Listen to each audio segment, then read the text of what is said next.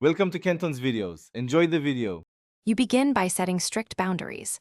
Only test systems you own or have written permission for, and use an isolated lab. Once done, spin up a local VM or container with a deliberately vulnerable sample app. Make sure to enable logging and backups so you can restore state.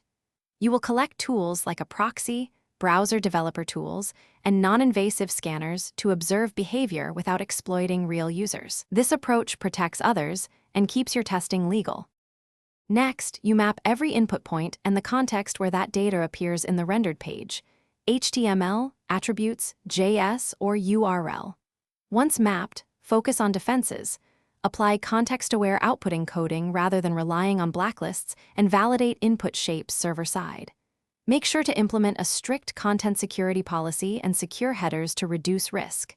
As you work, test changes in your isolated environment to verify that outputs are safely neutralized without breaking legitimate functionality.